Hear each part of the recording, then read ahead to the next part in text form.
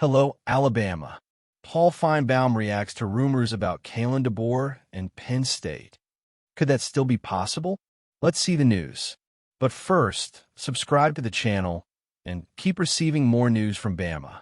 Paul Finebaum has once again taken center stage in sports conversations this week, and not just because of another of his sharp opinions on Alabama's performance. Amid doubts, projections, and the eternal pressure inherited from Nick Saban's reign, a buzz emerged that gained momentum faster than any deep pass at Bryant-Denny Stadium. Rumors indicating that DeBoer might be considering a future move to Penn State. And it only took this possibility echoing through the national news for Finebaum to react, and react strongly. The recent 56-0 victory over Eastern Illinois seemed, at first glance, the perfect antidote to heal the wound left by the loss to Oklahoma. A firm, dominant, almost pedagogical response on the field. But behind the scenes, while DeBoer reorganizes Alabama in his own way, a parallel narrative began to take shape. Reports suggested that, should the Nittany Lions build a solid season, Happy Valley could become a tempting destination for the current Crimson Tide coach. It was then that Finebaum, so often the critic, almost always the skeptic, decided to point the finger not at DeBoer, but at his colleagues in the media. The SEC network commentator made it clear that, even recognizing that Alabama is still trying to find stability in the standard that Saban made law, he sees no basis for believing in the coach's imminent departure. The pressure for results has never diminished, and probably never will, but Finebaum saw exaggeration, haste, and a lack of journalistic responsibility in some of the speculation that circulated during the week. The message is simple, but powerful. Rumors exist, but not all noise deserves a microphone. DeBoer is only in his second year in Tuscaloosa, and any coach who inherits the legacy of a giant will inevitably face comparisons, expectations, and questions. That's natural, but it's also too early to ignore what's being built.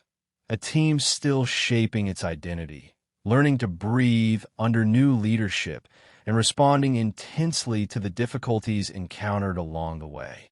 There are no clear signs of rupture, no escape. There is, at least for now, nothing to indicate that DeBoer plans to trade the Crimson Tide for another horizon. Finebaum's statement serves as a reminder to the college football world. Alabama may be in transition, but transition doesn't mean uncertainty. The 56-0 score doesn't solve everything, but it shows that the locker room still responds to the coach, that there's discipline, adjustments, and competitive hunger. For those who follow Alabama closely, it's impossible to ignore that the path is far from static. It's under construction, brick by brick, workout by workout, week after week. And abandoning this project so soon doesn't fit DeBoer's profile, nor does it make sense in light of what has been rebuilt since his arrival. The discussion will continue, and perhaps that's the inevitable fate of any great program. But this time, Finebaum defended Alabama, and defended it with conviction. At the center of rumors, speculation, and quick headlines, DeBoer's name shouldn't be treated as a loose piece on the board. He is the coach of the Crimson Tide, and until concrete proof to the contrary, he will remain so. The conversations can continue, but on the field, Alabama still has much to say, and perhaps that's what worries those trying to predict an outcome prematurely. Because while some talk about Penn State, Tuscaloosa continues working. Let's move forward. I saw this article, and I'm going to share it with you. It was before the Iron Bowl, but I thought it was interesting to share Williams' memory. Okay, Ryan Williams speaks with a still vivid memory of what was one of the most intense chapters of the recent Iron Bowl. He wasn't wearing the Alabama uniform at Jordan-Hare Stadium that night in 2023, but he was there, breathing the same heavy air, feeling the historical weight of a game that seemed destined to slip away, until it didn't. Today, already part of the Crimson Tide, Williams clearly recalls the moment when Isaiah Bond caught, in the corner of the end zone, the improbable pass from Jalen Milroe on 4th down and 31. A play that crossed the field, the stands, and the soul of every fan. The kind of memory that doesn't fade. The wide receiver recounted that he was in the recruiting area, unsure if his destiny was about to change. Auburn wanted him, insisted, tried to bring him into their own future. He even resigned after Nick Saban's retirement. And there in that stadium, with 40 seconds remaining, the story could have taken a completely different turn. Tigers fans were already considering invading the field, ready to celebrate the chaos, the improbable, the end of a red dream. The stage was set for a plot twist, until Milroe threw. Bond jumped. The world stopped. That was crazy, Williams described, and the word is accurate. Jordan Hare pulsed with a force that only true rivalry can generate. But that ball in the corner of the end zone defied logic, frustrated the enemy celebration, and redefined Alabama's path to the playoffs. There, in that instant, Saban's last season reached its climax. The Tide went on, won the SEC title, and continued to carry the weight and the brilliance of its tradition.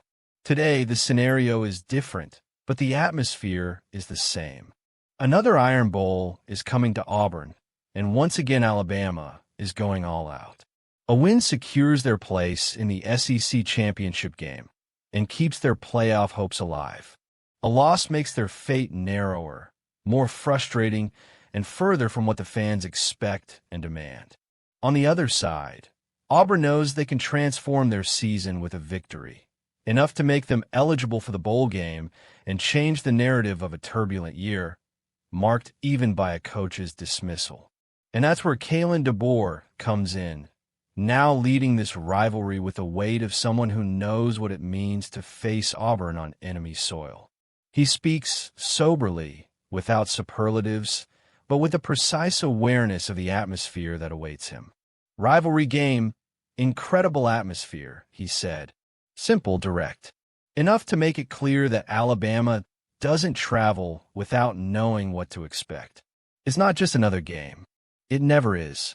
It's atmosphere, noise, tension, and the coach recognizes every detail of that. DeBoer understands that winning the Iron Bowl isn't just about tactics, but about emotional preparation, keeping a cool head in front of a stadium that vibrates against every breath of the visiting team. We need to simplify. We need to prepare, he emphasized. And Alabama has been training for that throughout the season.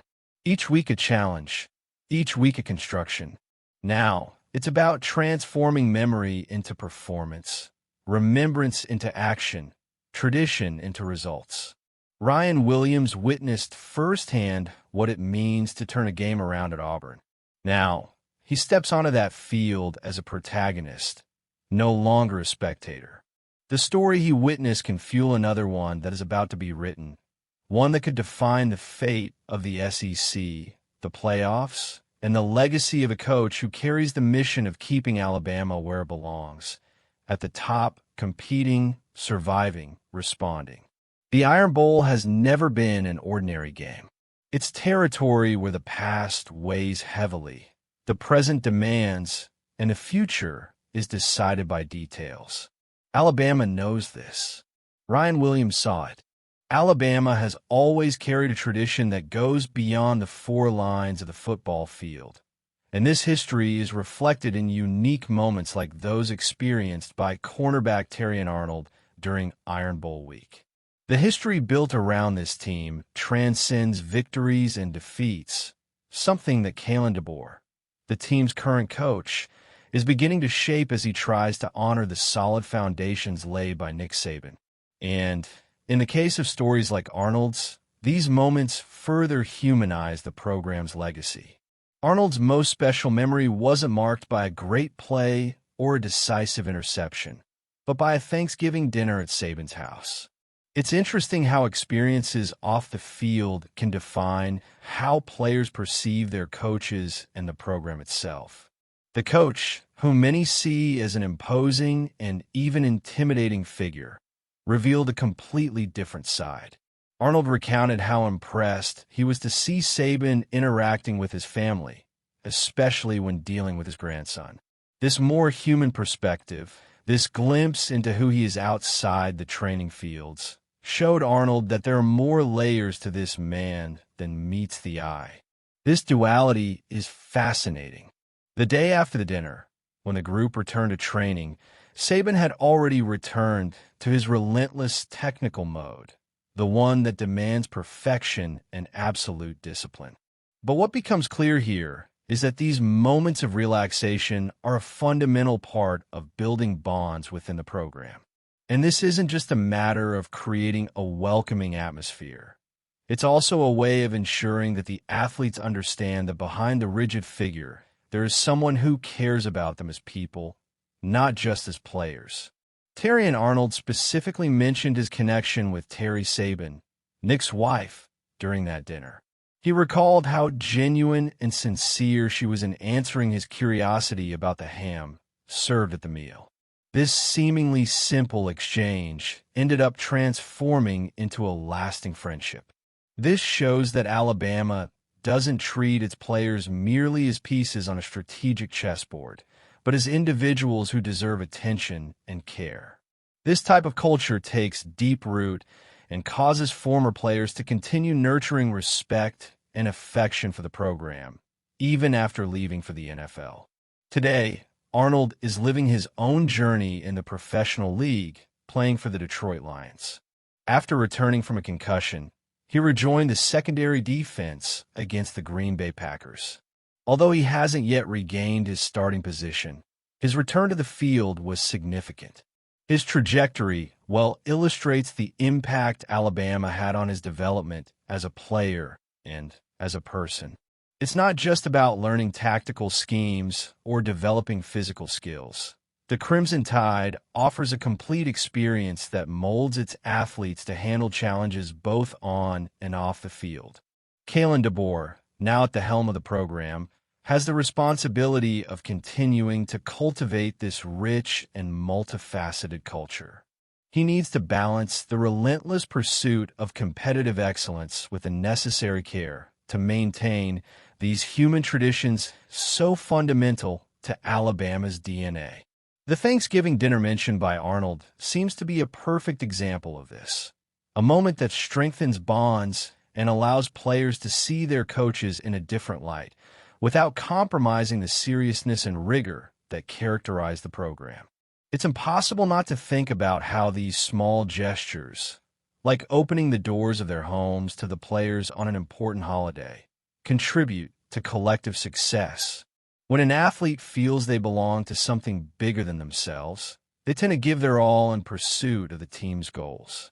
And this certainly explains, in part, why Alabama continues to be a powerhouse in college football year after year. Therefore, while the main focus will always be on winning games and titles, stories like Terrion Arnold's remind us that Alabama's true differentiator lies in how the program treats its players. Share your opinion.